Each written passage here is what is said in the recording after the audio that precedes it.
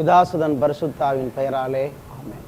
கிறிஸ்துக்குள் பிரியமானவர்களே, கிறிஸ்துவின் மறுரூபம் ஜெபக்குழு யூடியூப் சேனல் வழியாக மீண்டும் உங்களை சந்திப்பதில் மிக்க மகிழ்ச்சி அடைகிறேன். நாம் ஒவ்வொரு நாளும் அவனுடைய வார்த்தையை தியானித்து வருகிறோம்.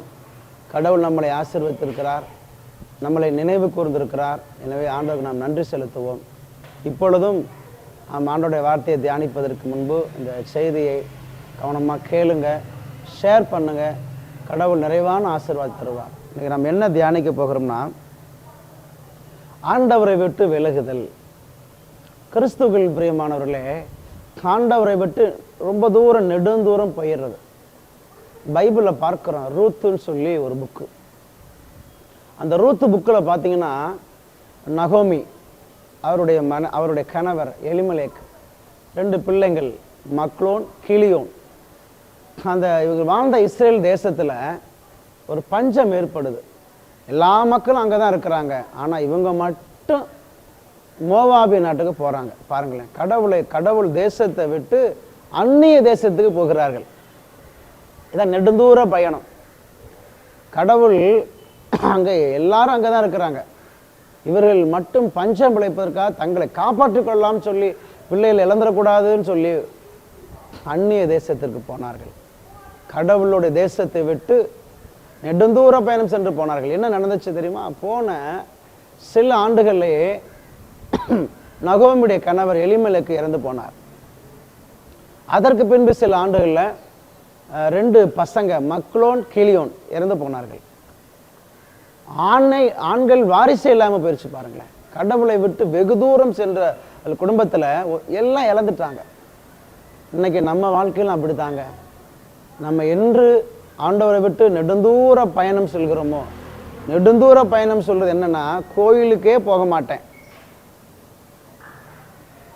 என்ன சொன்னாலும் கோயிலுக்கு. ஒரு சில குடும்பங்களை பார்க்கிறோம். ஒரு அன்னைக்கெல்லாம் ஒரு குடும்பத்தில் பேசி கொண்டிருக்கும்போது சொல்றாங்க, பிரதர், இவர் ஞாயிற்றுக்கிழமை பூசைக்கு வந்து பல ஆண்டுகள் ஆயிடுச்சு.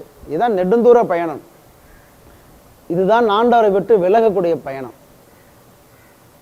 இந்த இறை செய்தி கேட்குற நீங்க தயவு செய்து ஞாயிற்றுக்கிழமை நாள் ஆண்டவருக்குண்டான நாள். தொடக்க நூல் புஸ்தகம் 2வது அதிகாரம் 3வது வார்த்தை.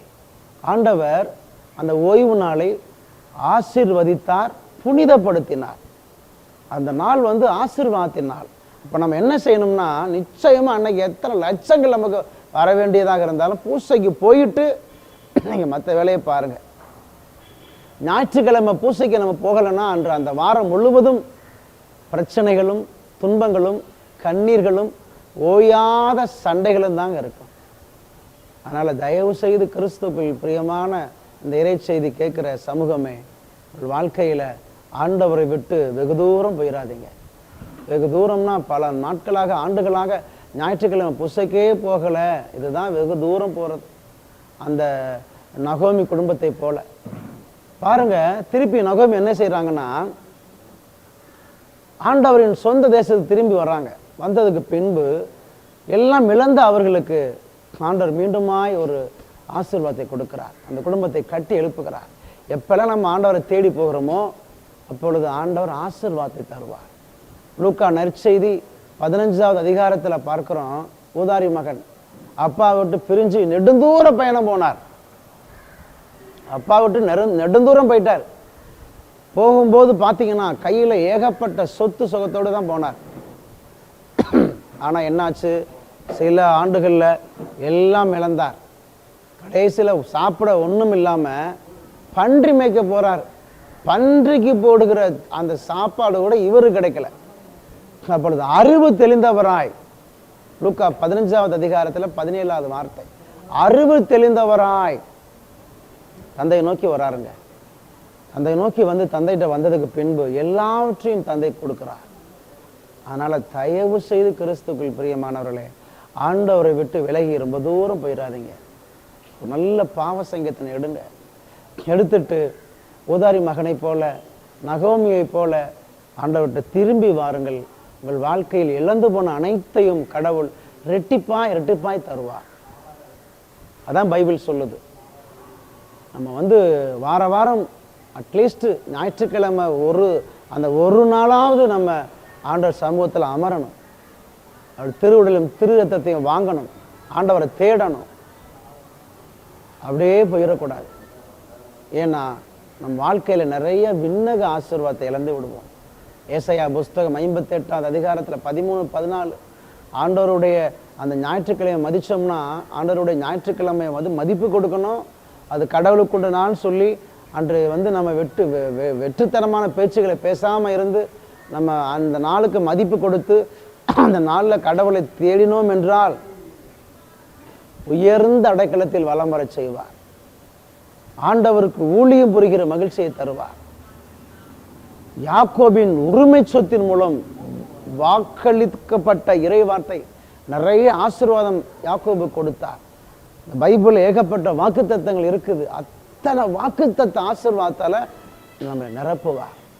அதனால ஆண்டவரை தேடுவோம். ரொம்ப தூரம் போயிடக்கூடாது. ஆண்டவரை விட்டு விலகி பல ஆண்டுகளாக, பல வருடங்களாக, ஒரு சில பேர்லாம் பார்த்தோம்னா கிறிஸ்மஸ் அன்னைக்கு தான் வர்றது, புத்தாண்டு அன்னைக்கு தான் வருவாங்க, ஈஸ்டர் அன்னைக்கு தான் வருவாங்க. இவங்களாம் திருவிழா கிறிஸ்தவர்கள். கடவுள் அவர்கள் மீதும் இரக்கத்தை கொடுக்கிறார். அப்போ அதே நபர்கள் ஒவ்வொரு வாரமும் ஞாயிற்றுக்கிழமைக்கு வந்தாங்கன்னா, ஆண்டவரை தேடினாங்கன்னா எவ்வளவு ஆசீர்வாதத்தை கொடுப்பார். இறை செய்தியை கேட்குற நீங்கள் ஒவ்வொரு வாரமும் ஆண்டவருடைய புனித நாளை தேடி போங்க. அவர் உங்களுக்கு நிறைவான மகிழ்ச்சியை தருவார். எனவே அந்த ஞாயிற்றுக்கிழமை மட்டும்தான் சொல்லலை, அது கண்டிஷன். கட்டாயம் போய் ஆகணும், ஞாயிற்றுக்கிழமை போய் ஆகணும். இல்லை எனக்கு நேரம் இருக்குது, கடவுளுக்காக நேரத்தை ஒதுக்குவேன்னு சொல்கிறாலும் தினந்தோறும் ஆண்டவரை தேடி திருப்பலிக்கு போங்க. தினந்தோறும் ஆண்டவரை தேடுங்க. ஞாயிற்றுக்கிழமைக்கு போன கிடைக்கிற மகிழ்ச்சி, சமாதானத்தை, ஆசீர்வாதத்தை விட தினந்தோறும் தேடுகிறவர்களுக்கு அதை விட கோடி மடங்கு தருவார். ஏன்னா ஆண்டவர் சொன்ன வார்த்தை, நீங்கள் எந்த அளவையால் அளப்பீர்களோ அதே அளவையால் உங்களுக்கு அளக்கப்படும். அது கொடுக்கறதுக்கு மட்டுமல்ல, ஆண்டவரை தேடுகிறதுக்கும் பொருந்தும். நம்ம ஆட்கள் என்ன பண்ணிட்டாங்கன்னா, அதை பிரிந்து போன சபையினர்கள் அதை கடவுளுக்கு கொடுக்கறது மட்டும்தான் சேர்த்துக்கிட்டாங்க. இல்லை, ஆண்டவரை தேடுகிறவர்களுக்கும் அதுதான் பொருந்தும். எனவே ஆண்டவரை தேடுங்க, கடவுள் நிறைவான ஆசீர்வாதம் தருவார். கண்களை மூடி நாம் ஜெபிப்போம். மகா பரிசுத்தரான ஆண்டவரே, இறை செய்தி கேட்கிற பிள்ளைகள் ஒப்புக் கொடுக்கிறோம். நகோமி குடும்பத்தை போல நாங்களும் வெகு தூர பயணம் சென்றிருந்தாலும், ஊதாரி மகனை போல நெடுந்தூர பயணம் சென்றிருந்தாலும் உண்மை தேடாமல் அப்பா மன்னிப்பு கேட்கிறோம். மன்னித்துக் கொள்ளுங்கப்பா. நாள்தோறும் உண்மை தேடுகிற பிள்ளைகளாக, இல்லை வாரத்தில் ஒரு தடவையாவது சமூகத்தில் அமர்ந்து திருவுடலையும் திரு ரத்தத்தையும் வாங்குகிற ஒரு குடும்பமாக மாற்றுங்கப்பா. தேடுவதற்கு எதிராக இருக்கிற தடைகளும் தீமைகளும் கட்டுகளையும் ஆண்டவரே உன் தூய ரத்தத்தால் எரிச்சிருங்கப்பா. எங்களுக்கு உதவி செய்யுங்கப்பா. அப்பா எங்களுக்கு உதவி செய்யுங்க. இறை செய்தியை கேட்கிற ஒவ்வொரு பிள்ளைகளையும் நாசரத்து இயேசு கிறிஸ்து என்ற நாமத்தினால் ஆசீர்வதிங்கப்பா. ஏசப்பா நாமத்தினால் ஆசீர்வதிங்க. எங்கள் ஆண்டவரும் இரட்சகருமாகிய இயேசு கிறிஸ்துவின் மூலம் ஜெபிக்கிறேன் பிதாவே. ஆமேன், ஆமேன், ஆமேன்.